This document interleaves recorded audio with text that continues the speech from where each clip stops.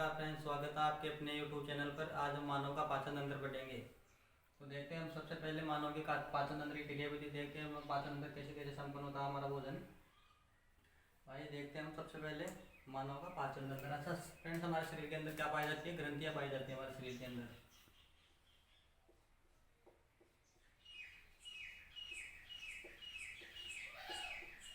हमारे शरीर के अंदर ग्रंथियाँ पाई जाती है और ग्रंथियों के अंदर क्या पाया जाता है? रस पाया जाता है उनमें। और उस रस के अंदर क्या पाया जाता है? एंजाइम पाए जाते हैं।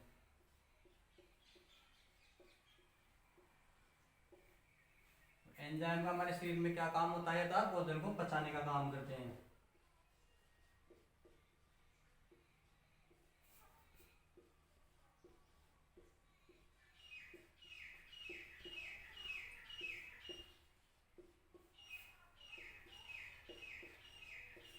भोजन को पचाने का काम करते हैं एंजाइम। अच्छा, तो ये एंजाइम होते हैं जो हमारे भोजन के जो बड़े बड़े अणु होते हैं उनको छोटे छोटे अणुओं के अंदर तोड़ते हैं और हमारे भोजन को पचाते हैं। तो देखते हैं हम सबसे पहले भोजन प्रारंभ करते हैं मुख के द्वारा। तो हमारा मुख होता है, इसके अंदर क्या पाया जाता है? लार पाया जाता है। ये मुख हो गया। मुख के अंदर क्या पाया जाता है? हमारे लार पाया जाता है। और उस लार के अंदर क्या पाया जाता है? टोलिन नामक एक एंजाइम होता है।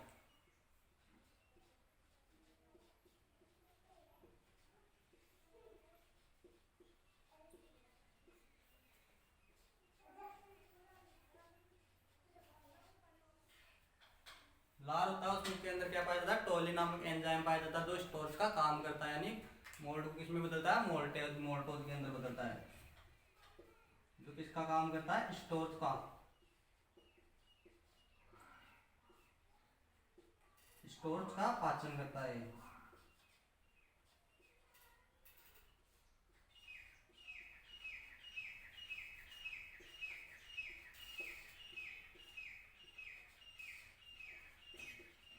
स्टोर्स का पाचन कौन करता है? टार्लिन नामक एक एंजाइम होता है ये। अच्छा, इसके बाद में देखते हैं जो होता है, इसका मतलब हो गया, यहाँ से मिटा देता हूँ मैं।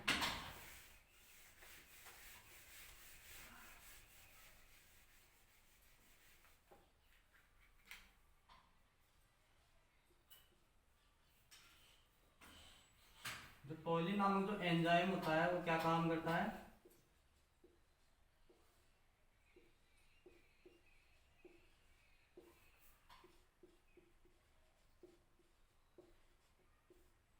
ये क्या काम करता है? स्टोर्स का पाचन करता है।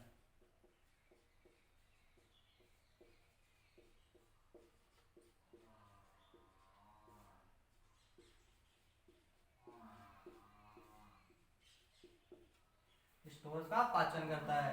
इसका मतलब क्या हो गया?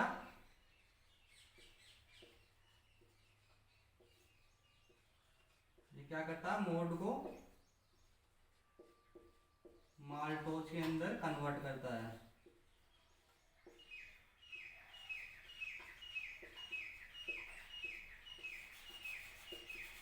मोड को माल्टोज में बदलता है। अच्छा, इसके बाद में हमारा जो भोजन होता है मुख के द्वारा कहाँ पर आता है? आहार नाल से होता हुआ आता है। आहार नाल की जो लंबाई होती है वो 8 से 10 मीटर होती है। आहार नाल से होता हुआ आता है हमारे आमाशय के अंदर आता है। तो हम आमाशय के बारे में पढ़ते हैं।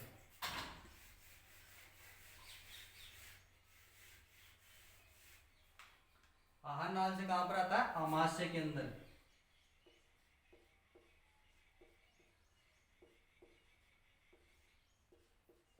आहार नाल से होता हुआ कहाँ पर आ गया? आमाशय के अंदर।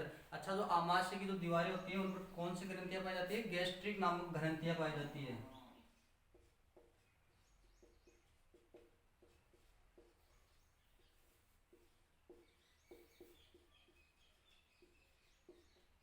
गैस्ट्रिक ग्रंथियां कहाँ पर पाई जाती है? आमाशय की दीवारों पर पाई जाती है। और इन गैस्ट्रिक ग्रंथियों में क्या होता है? गैस्ट्रिक रस पाया जाता है।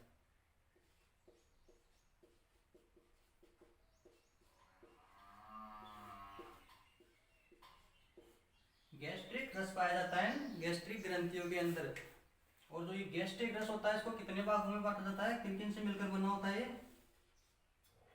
ये होता है HCl, हाइड्रोक्लोरिक अम्ल। और इसके बाद में आ गया पेप्सिन।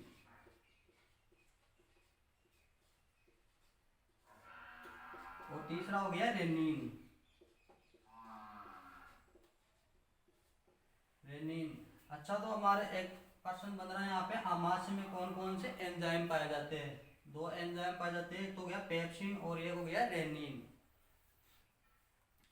अच्छा, तो ये आमाशय में क्या काम होता है, इसमें प्रोटीन का पाचन होता है। आमाशय के अंदर जो भोजन करते हैं, भोजन के अंदर जो प्रोटीन होता है उसका पाचन आमाशय के अंदर होता है। तो ये पेप्सिन और रेनिन जो एंजाइम होते हैं, प्रोटीन को किस में बदलते हैं, पेप्टोन्स के अंदर बदलते हैं।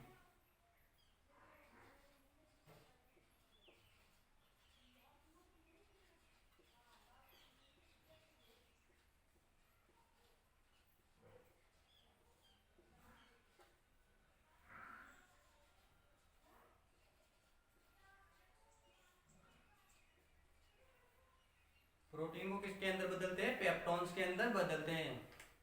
अच्छा, इसके बाद में जो हमारा भोजन होता है आमाशय से होता है, कहाँ पर आता है, यकृत के अंदर आता है। अब हम यकृत के बारे में देखते हैं।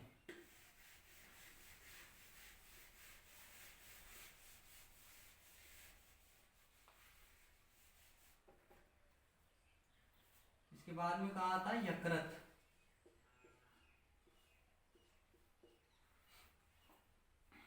जो यकृत होता है उसमें अलग अलग प्रकार की बड़ी बड़ी बहुत सारी कोशिकाएं पाई जाती है। यकृत के अंदर क्या पाई जाती है, कोशिकाएं पाई जाती है, बहुत सारी अलग अलग कोशिकाएं पाई जाती है।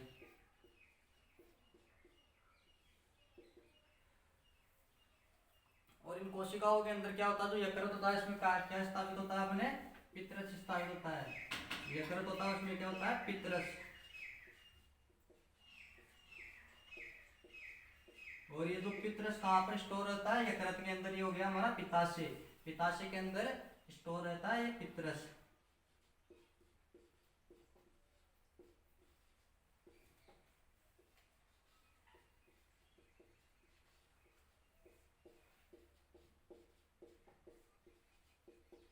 पित्ताशय में स्टोर रहता है, ये हमारा पितरस होता है। जो ये हमारा जो पितरस होता है, यहाँ यकृत से आमाशय, पित्ताशय से होता है, वापस कहाँ पर जाता है, आमाशय के अंदर मिलता है। और आमाशय से हमारा जो भोजन का जो पाचन होता है, पितरस होता है, भोजन की जो पाचन की प्रक्रिया होता है उसको फटाफट से तेजी से बढ़ा देता है। फिर जो आमाशय से जो हमारा भोजन होता है वो कहाँ पर आता है, अग्नाशय के अंदर आता है। तो अब हम अग्नाशय के बारे में देखते हैं।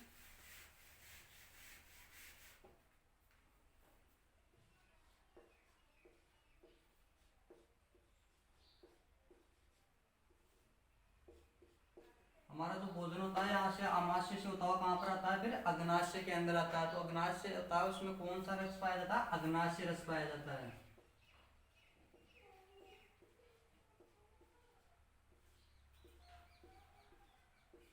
अग्नाशय होता है उसमें अग्नाशय रस पाया जाता है। और अग्नाशय रस में क्या पाया जाता है, ट्रिप्सिन नामक एक एंजाइम होता है।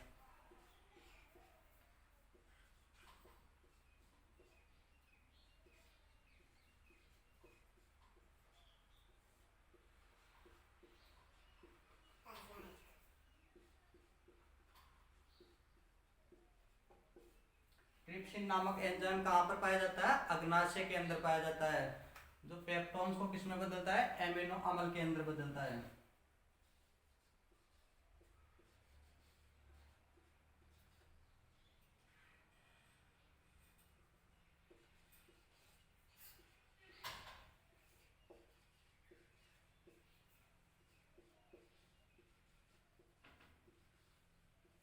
पेप्टोन्स को किसमें बदलता है, एमिनो अम्ल के अंदर बदलता है।